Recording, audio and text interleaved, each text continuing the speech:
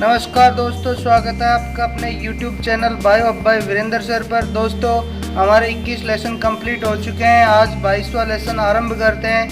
22वां lesson है मानव का पाचन तंत्र।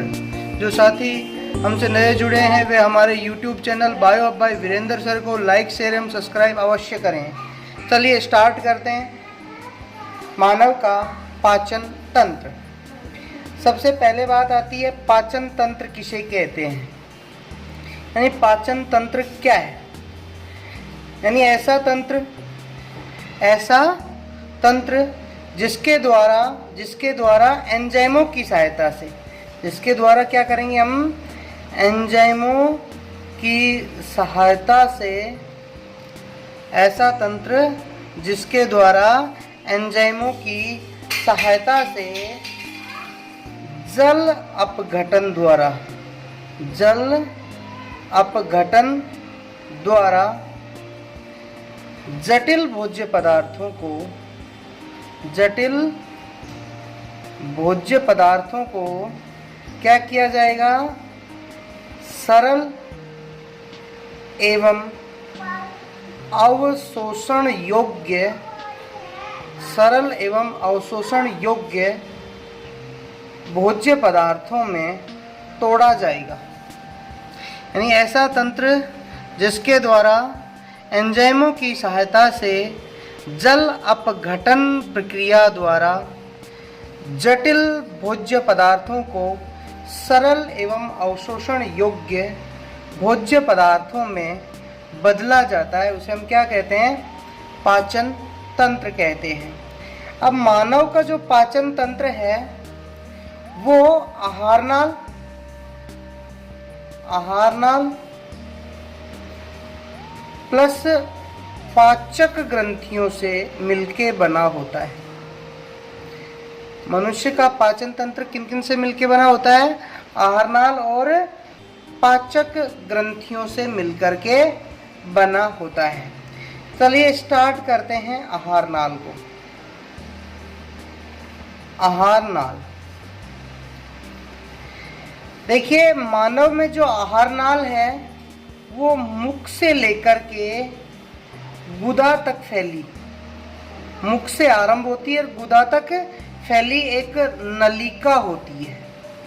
एक विस्तृत क्या होती है, नलिका होती है। नाल से पता लग रहा है, नाल यानी नलिका, आहार यानी भोजन की नलिका, कहाँ से लेके, मुख से लेके गुदा तक फैली एक विस्तृत क्या है, नलिका है। इसकी जीवित अवस्था में, जब मनुष्य जीवित होता है तो जीवित अवस्था में इसकी जो लंबाई है वो लंबाई लगभग 4.5 मीटर के आसपास होती है।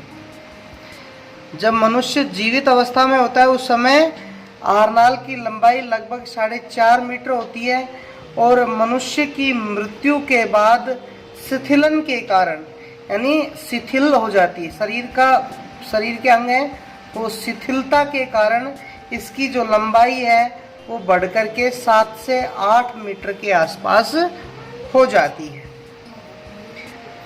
अब इसके कौन कौन से भाग हैं आहारनाल के। पहला भाग लेते हैं हम मुख एवं मुख गुहिका। मुख एवं मुख गुहिका, हाँ जी। आहारनाल के अंदर जो मुख होता है, जैसे ये मनुष्य का ऊपरी ओष्ठ है और ये जैसे निचला ओष्ठ है, ये मिलकर के एक क्या बना रहे हैं, इस तरह से एक छिद्रनुमा संरचना बना रहे हैं। ऊपरी ओष्ठ और निचला ओष्ठ मिलकर के एक छिद्रनुमा संरचना बनाते हैं जिसको हम मुख कहते हैं। यानी ऊपर वाला होठ और नीचे वाला होठ मिलकर के, जैसे हम एक मनुष्य की संरचना बनाएं तो इस तरह से, तो ये ऊपरी ओष्ठ हो गया, निचला ओष्ठ, ये मिलकर के क्या बना रहे हैं, एक छिद्रनुमा संरचना बना रहे हैं जिसको हम क्या कहेंगे, मुख कहेंगे। मुख क्या होता है, एक गुहा यानी एक स्पेस के अंदर जाकर के खुलता है, जिसको हम क्या कहते हैं, मुख गुहिका कहते हैं। जैसे हम भाई भोजन ग्रहण करते हैं, उस समय मुख के माध्यम से मुख गुहिका के अंदर भोजन को अंदर रखते हैं। हाँ जी, अब ये जो मुख गुहिका है, इसका ऊपरी भाग है, ऊपर वाला हिस्सा है, ये कठोर तालु से, और नीचे वाला भाग है वो कोमल तालु से बना होता है। ऊपर वाला हिस्सा कठोर तालु से और निचला हिस्सा है वो कोमल तालु से बना होता है। इसके बगल में भित्तियां पाई जाती हैं और निचली सतह के ऊपर जिह्वा पाई जाती है।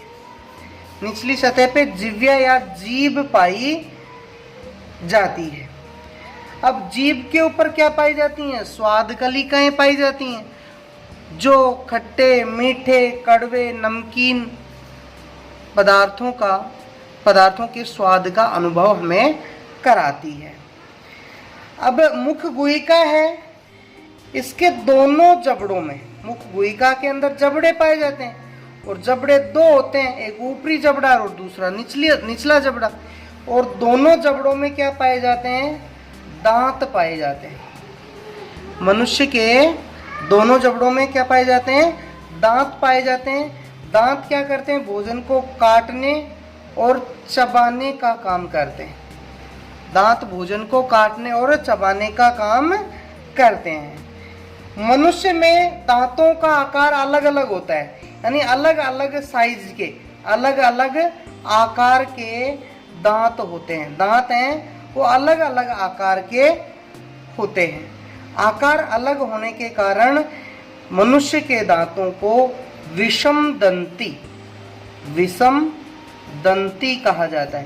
यानी अगर सारे दांत एक समान हो आकार में तो वे समदंती, और मनुष्य में 4 प्रकार के दांत होते हैं, अर्थात अलग अलग प्रकार के दांत हैं, तो इसको हमने क्या कहा, विषम दंती कहा।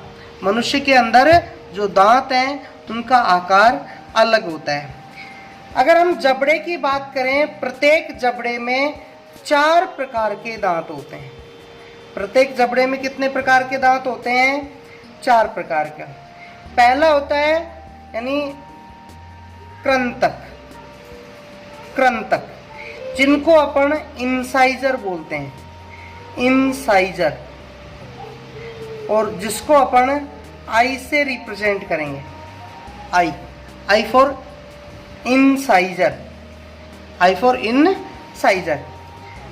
तो ये इंसाइजर दांतों की संख्या, कुल इंसाइजर के जो कुल दांत होते हैं, प्रत्येक जबड़े में जो इंसाइजर होते हैं वो 4 दांत होते हैं। इंसाइजर दांतों की संख्या कितनी होती है, 4 होती है। और ये इंसाइजर दांत हैं वो काटने के काम आते हैं। किसके काम आते हैं, काटने के काम आते हैं।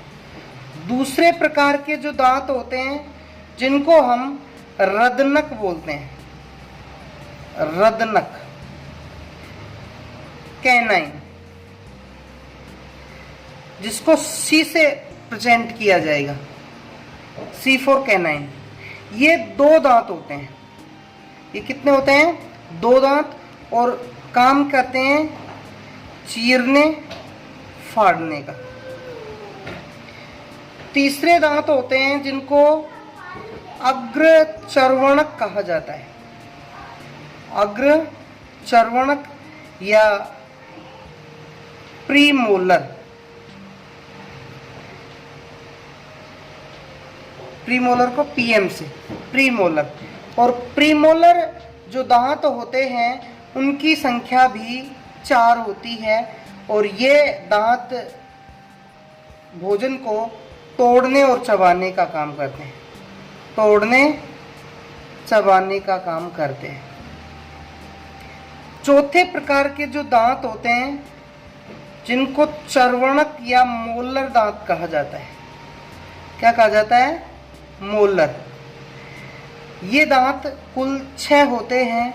ये भी तोड़ने और चबाने का काम करते हैं। इस तरह एक जबड़े में कुल 16 दांत होते हैं, यानी ऊपरी जबड़े में भी 16 और निचले जबड़े में भी 16 दांत होते हैं।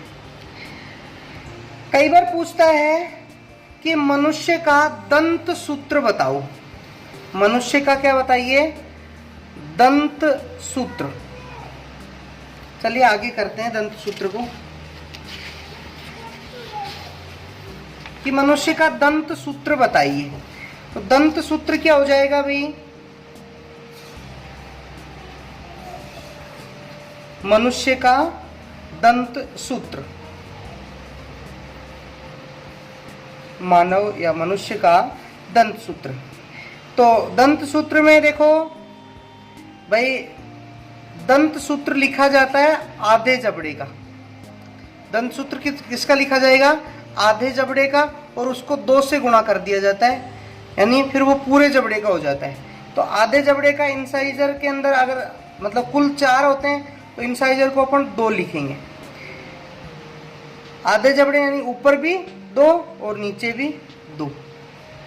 फिर इसके बाद कैनाइन 1/1, प्रीमोलर 2/2 और मोलर 3/3।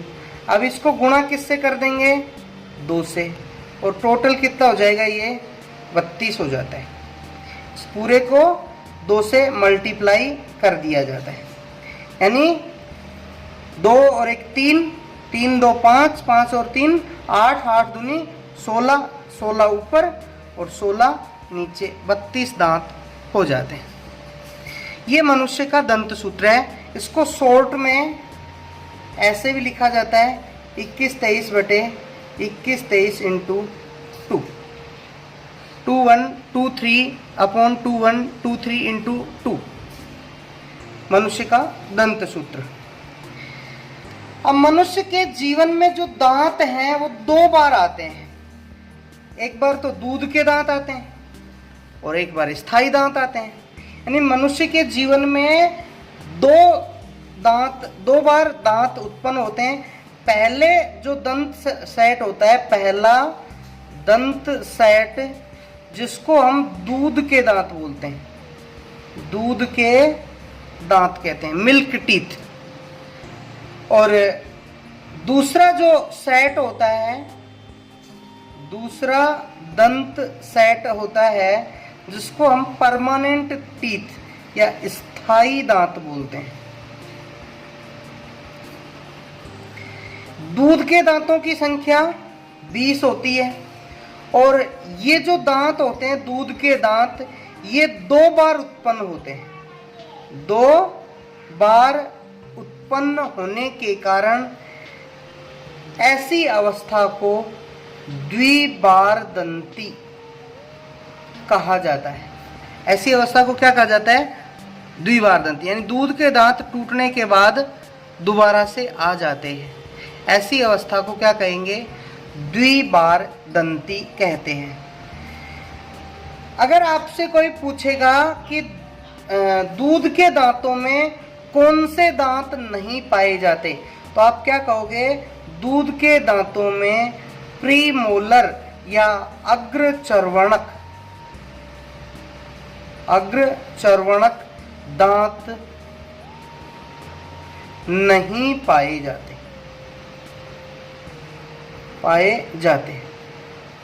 तो क्या हो जाएगा? अगर आपसे कोई पूछ ले कि भाई अब बच्चे का दंत सूत्र या फिर दूध के दांत का दंत सूत्र बताइए, बच्चे का या फिर दूध के दांत का ये टीथ फॉर्मूला, दंत सूत्र बताओ, तो पीएम यानी प्रीमोलर नहीं पाए जाते। यानी इंसाइजर वही 2/2, कैनाइन 1/1, प्रीमोलर है वो 0/0 और मोलर है वो 2/2। क्योंकि ये जो तीसरा मोलर दांत है वो लगभग 25-30 वर्ष की आयु के बाद में आता है, जिसको हम अक्कल दाढ़ बोलते हैं। तो ये कितने हो जाएंगे? 2 और 1 3, 3 2 5 और 5 नीचे, इसको गुणा कर देंगे, 5 दूनी 10, 10 दूनी 20 यानी टोटल 20 दांत होते हैं। तो दूध के दांतों का दंत सूत्र क्या निकल के आ जाएगा, 2102 बटे 2102 इंटू 2 इजिकल टू 20। कई बार पूछा जाता है कि अक्कल जो दाढ़ होती है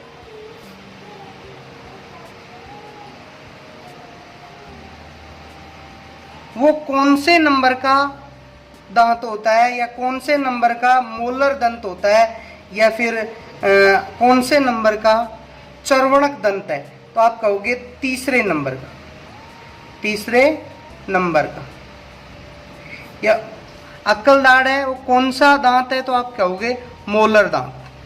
और ये कई मनुष्यों में आता भी नहीं है, यानी अवशेषी अंग के रूप में भी पाया जाता है।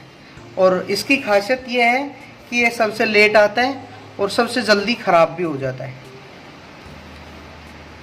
नेक्स्ट हमारा टॉपिक है दंत संरचना।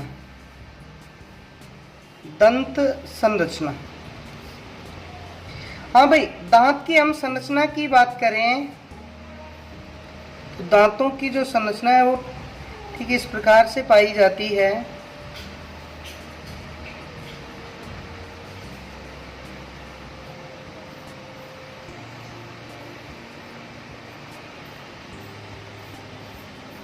इस तरह से दांत की संरचना होती है। दंत एक कठोर संरचना है। दंत कैसी संरचना है? एक कठोर संरचना है और प्रत्येक दंत के 3 भाग होते हैं। निचला भाग जो जबड़े के गर्त में धंसा होता है, जो जबड़े के ये वाला भाग है जो जबड़े के गर्त यानी गड्ढे के अंदर धंसा होता है, जिसे हम मूल कहते हैं। क्या कहते हैं? मूल कहते हैं। जो बाहर निकला रहता है इसको, यानी बाहर निकला रहता है इसको शिखर कहा जाता है। और जो मसूड़े के अंदर होता है उसे हम मध्य भाग कहते हैं या ग्रीवा कहते हैं। मध्य भाग या ग्रीवा कहते हैं। दांत के 3 भाग हैं। जो जबड़ों के गर्त में धंसा होता है मूल, जो बाहर होता है उसको शिखर, और जो मसूड़ों में होता है उसे ग्रीवा कहते हैं। दंत का जो निर्माण है वो अस्थि समान डेंटिन से होता है। अस्थि समान एक संरचना होती है जिसे डेंटिन कहते हैं, डेंटिन से होता है। और डेंटिन का निर्माण कौन करती हैं? दंत कोशिकाएं करती हैं। डेंटिन का निर्माण किनके द्वारा किया जाता है? दंत कोशिकाओं द्वारा किया जाता है। और दंत का जो एक केंद्रीय भाग है, बीच वाला, ये वाला भाग, बीच वाला भाग, ये इसे मज्जा गुहा कहते हैं। मज्जा गुहा कहा जाता है। दंत के आकार में वृद्धि है वो किनके द्वारा की जाती है? दंत कोशिकाओं के द्वारा की जाती है। और एक निश्चित समयावधि के बाद दांतों की वृद्धि है वो रुक जाती है। दांतों का जो ये शिखर वाला भाग है, ये शिखर वाला भाग इनेमल द्वारा ढका होता है। इनेमल, जिसे हिंदी में दंत वल्क कहते हैं।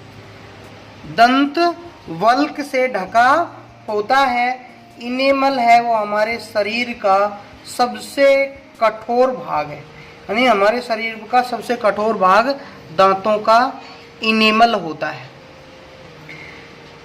हाँ जी। अब दूसरा भाग आता है मुख गुहा, और मुख और मुख गुहिका हो गया। दूसरा भाग आता है ग्रसनी।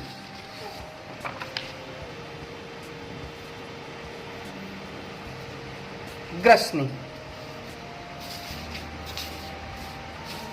हाँ जी। मुख गुहिका एवं ग्रसिका के बीच, मुख गुहिका, ये मुख गुहिका हो गई। जैसे अपन एक डायग्राम बना लेते हैं।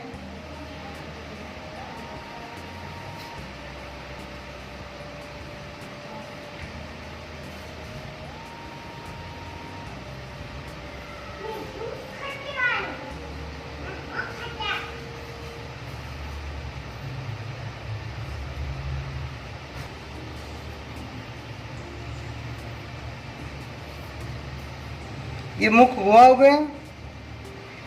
अब मुख गुहा से ये एक नली निकलेगी ऐसे यहाँ से।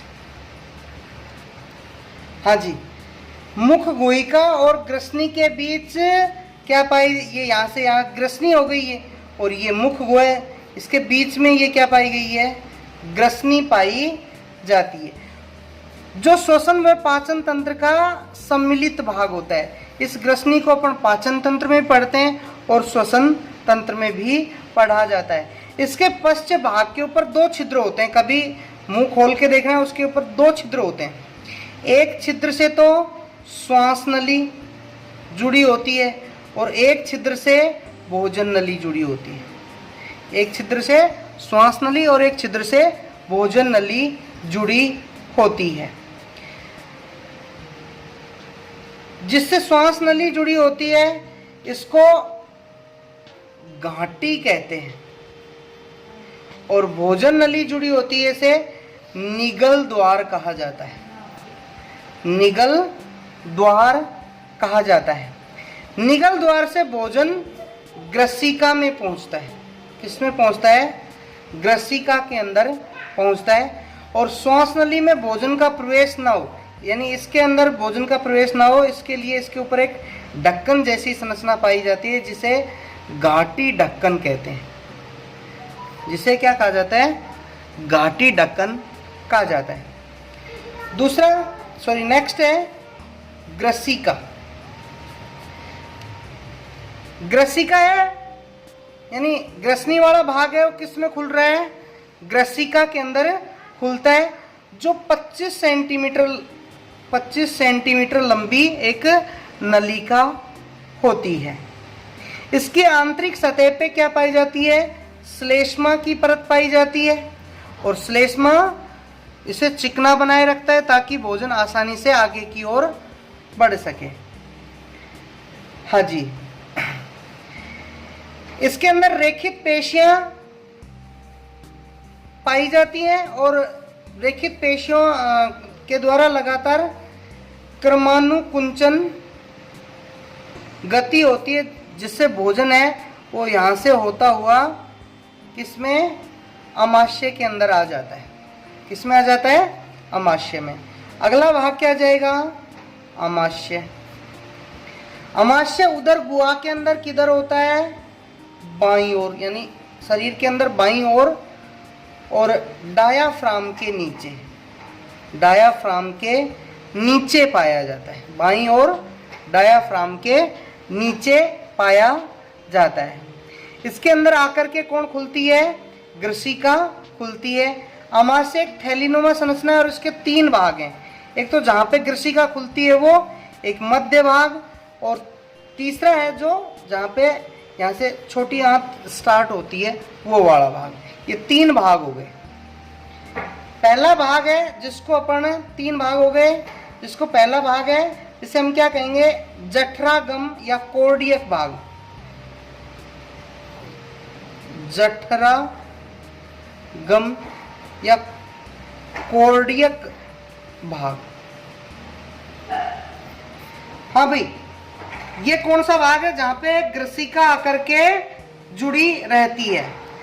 और ग्रसिका और कोर्डियक भाग के मध्य पाए जाने वाले जो मार्ग है उसको कोर्डिया कहते हैं। ग्रसिका और कोर्डियक भाग के बीच कोर्डिया पाया जाता है। यहाँ एक तरफा कोर्डियक वाल पाया जाता है जो भोजन को वापस अमाशय से ग्रसिका में नहीं जाने देता, यानी जिसको अपन क्या कहेंगे, इस वाल को कोर्डियक कपाट, कोर्डियक कपाट कहते हैं, जो भोजन को अमाशय से वापस ग्रसिका में नहीं जाने देता। दूसरा भाग होता है जिसको फंडस भाग बोलते हैं। फंडस भाग, ये जो अमाशय का मध्य भाग है और अधिकांश भाग होता है, यानी लगभग 80% है, वो फंडस भाग कहलाता है। और यहीं पे अमाशय के विभिन्न पाचक रस स्रावित होते हैं। पाचक रस जिसमें HCl वगैरह है वो स्रावित कहाँ होते हैं? कोर्डियक भाग के अंदर। तीसरा भाग होता है जिसको जठर निर्गमी भाग कहते हैं। जठर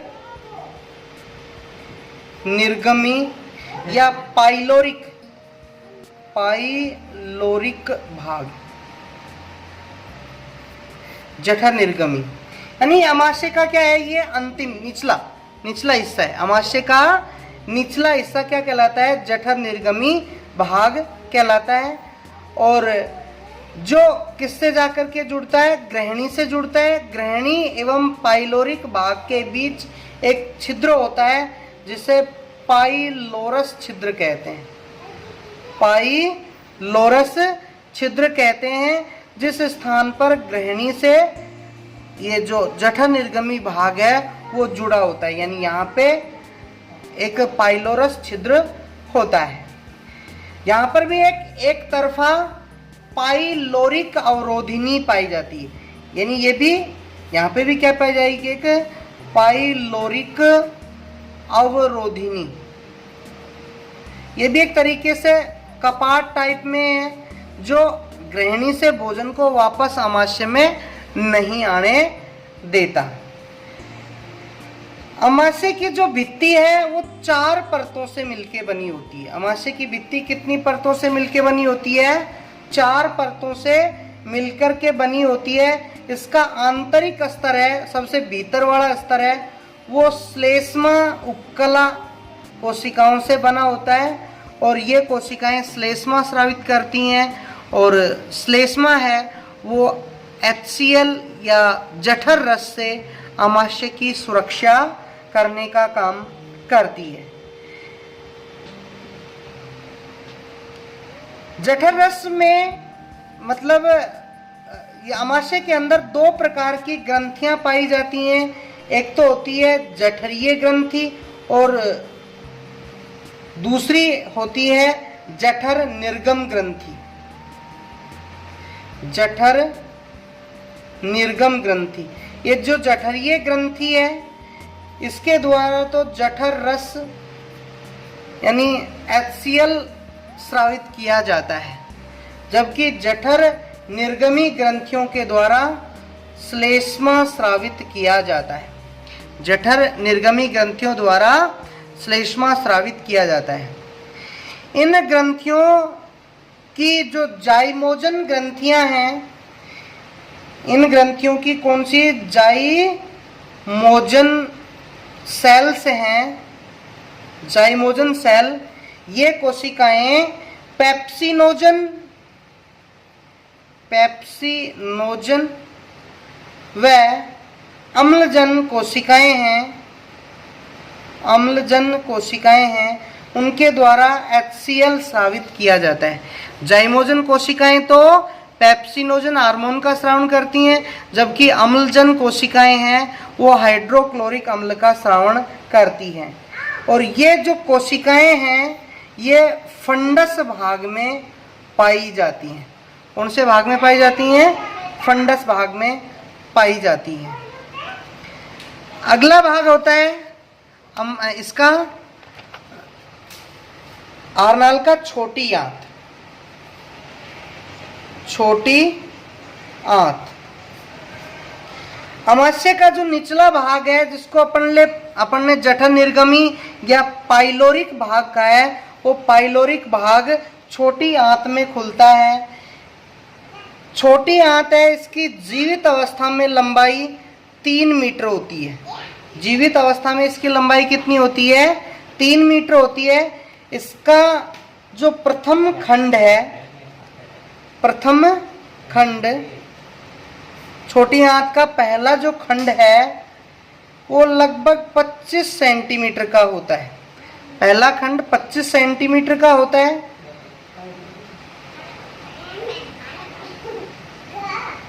जिसको हम ग्रहणी बोलते हैं।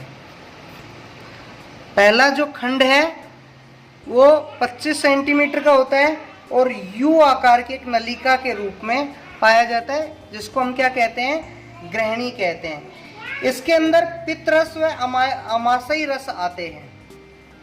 यानी पित्ताशय के द्वारा पित्तरस और अग्नाशय द्वारा अग्नाशयी रस कहाँ पे स्रावित छोड़े जाते हैं?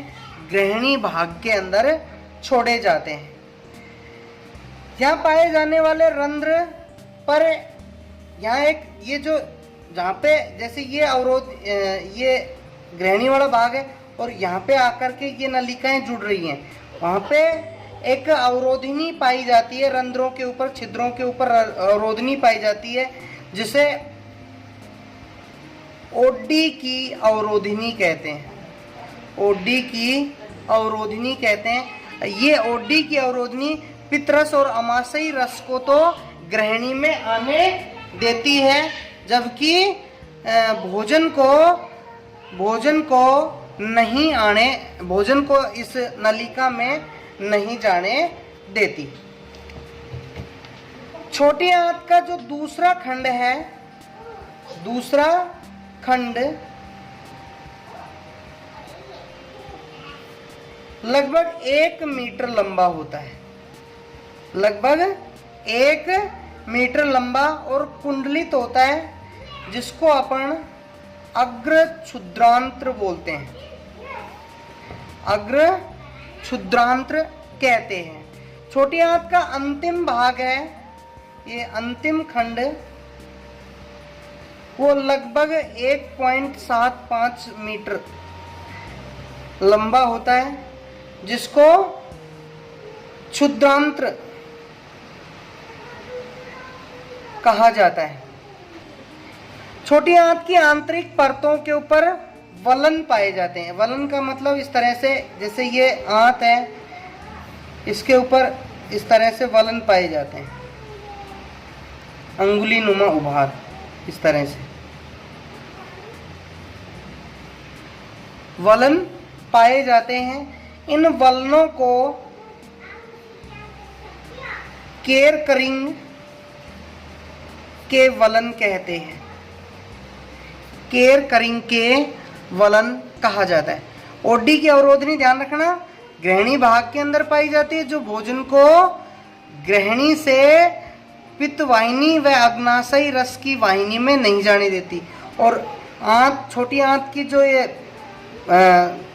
नलिका है, इसमें वलन पाए जाते हैं। इन वलनों को केरकरिंग के वलन कहते हैं। इन वलनों पे लगभग इनके जो वलन हैं, इनके ऊपर 1 mm के, 1 मिलीमीटर के अंगुली जैसे उभार पाए जाते हैं, जिनको अपन क्या बोलते हैं? रसांकुर बोलते हैं।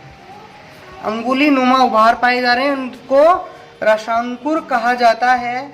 रसांकुर भोजन से आवश्यक पोषक पदार्थों का अवशोषण करने का काम करते हैं। ये भोज्य पदार्थ से पोषक पदार्थ अवशोषित करने का कार्य करते हैं। क्षुद्रांत्र की परत पे एक या समूह के रूप में लसिका ग्रंथियां भी पाई जाती हैं। इसी के ऊपर क्या पाई जाती हैं? लसिका ग्रंथियां भी पाई जाती हैं। या तो वो एक होगी या समूह के रूप में होंगी। एक या समूह के रूप में लसिका ग्रंथियां पाई जाती हैं, जिन्हें पेयर के समूह कहा जाता है। पेयर के समूह कहा जाता है। आंत्र है वो वलित होकर नलिकाकार आंत्र ग्रंथियां बनाती है, जिससे मतलब ये इस तरह से कुंडलित होकर के, ऐसे कुंडलित होकर के क्या आंत्र ग्रंथियां बना रही है। इसके अंदर विभिन्न प्रकार की इस तरह से ये वलित हो जाएगी और वलित होकर के आंत्र ग्रंथियां बनाती है, और जिन्हें लीबरकून गर्तिकाएं कहते हैं। लीबरकून गर्तिकाएं कहा जाता है। लीबनकूल गर्तिकाएं कहते हैं।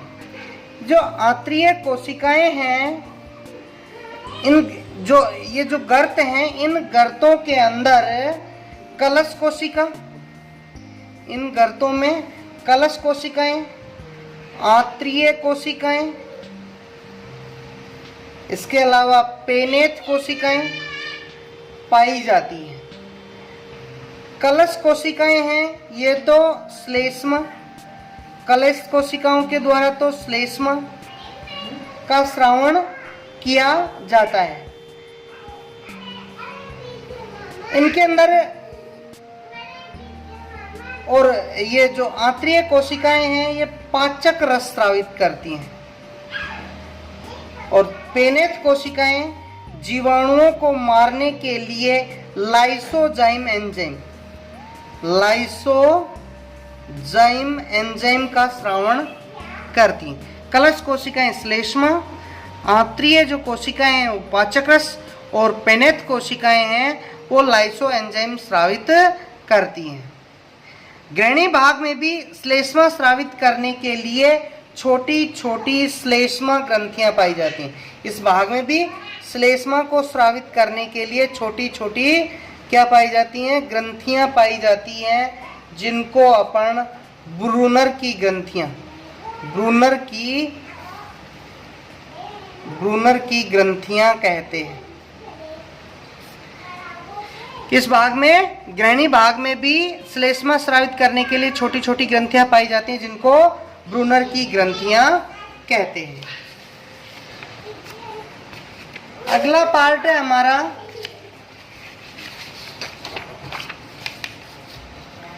बड़ी आंत, लार्ज इंटेस्टाइन, बड़ी आंत,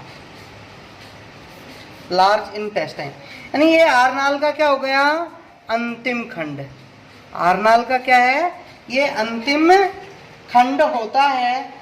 इसका जो व्यास अधिक और लंबाई, व्यास तो अधिक होता है छोटी आंत से, इसका व्यास यानी मोटाई तो ज़्यादा होती है और लंबाई कम होती है। इसकी जो लंबाई है वो लगभग 1.5 मीटर के आसपास होती है, लेकिन व्यास है अर्थात मोटाई है वो छोटी आंत से अधिक होती है। इसके भी 3 भाग हैं। इसके भी कितने भाग हैं? 3 भाग। पहला भाग सीकम कहलाता है। सीकम कहलाएगा जो छोटी आंत व बड़ी आंत के संधि स्थल पर पाया जाता है, जो एक अवशेषी अंग है। सीकम क्या एक अवशेषी अंग है। इसके सिरे पर 1 सेंटीमीटर व्यास, 1 माइक्रोमीटर व्यास व 8 माइक्रोमीटर लंबा अंगुली नुमा प्रवर्ध पाया जाता है। अंगुली नुमा प्रवर्ध पाया जाता है, जिसे vermiform appendix, vermiform appendix, या फिर इसको अपन कृमि रूपी परिशेषिका, कृमि रूपी परिशेषिका कहते हैं। ये जो कृमि रूपी परिशेषिका, ये अपेंडिक्स है, इसका कार्य मनुष्य में नहीं है। जो घास खाने वाले जो जीव हैं उनमें ये सेलुलोज के पाचन के अंदर काम आती है। दूसरा बड़ी आंत का भाग कहलाता है वृहदांत्र। वृहदांत्र यानी ये बड़ी आंत का सबसे लंबा भाग है। इसमें आरोही अनुप्रस्थ इस तरह से, ये आरोही ऊपर की ओर चढ़ते हुए आरोही, फिर अनुप्रस्थ इस तरह से, और फिर अवरोही, आरोही, अनुप्रस्थ व अवरोही वृहदांत्र में बांटा जाता है। आरोही, यहाँ पे छोटी आंत आकर के जुड़ रही है, ये छोटी आंत है, ये सीकम वाला भाग हो गया, और यहाँ से वृहदांत्र का ये आरोही, ये अनुप्रस्थ और ये अवरोही भाग होता है। क्षुद्रांत्र व वृहदांत्र के मध्य एक त्रिकांत कपाट पाया जाता है, जो पदार्थों को छोटी आंत से बड़ी आंत में तो यहाँ से इधर तो आने देता है, लेकिन वापस बड़ी आंत से छोटी आंत में नहीं जाने देता। तीसरा जो भाग है इसका, जिसको मलाशय वह गुदा कहा जाता है। यानी ये बड़ी आंत का क्या हो गया, अंतिम भाग, ये यहाँ से ऐसे आ जाएगा। बड़ी आंत का सबसे अंतिम भाग मलाशय होता है, जो एक छिद्र के द्वारा शरीर से बाहर खुलता है। इस छिद्र को गुदा छिद्र कहते हैं। बड़ी आंत की जो भित्ति है वो 4 परतों से बनी होती है। बड़ी आंत में रसांकुर नहीं पाए जाते, यहाँ पे रसांकुर नहीं पाए जाते, और न ही यहाँ पे किसी प्रकार का कोई पाचक रस स्रावित होता है। बड़ी आंत में चूस्कांग पाए जाते हैं, रसांकुर नहीं पाए जाते, चूस्कांग पाए जाते हैं, और चूस्कांगों द्वारा भोजन से जल अवशोषित किया जाता है। वेदांत्र के अंदर विभिन्न प्रकार के सहजीवी बैक्टीरिया भी पाए जाते हैं, जो भोजन के पाचन के अंदर सहायता करते हैं। तो आज के लिए इतना ही। आगे के टॉपिक है तो हमारा नेक्स्ट वीडियो देखें। धन्यवाद।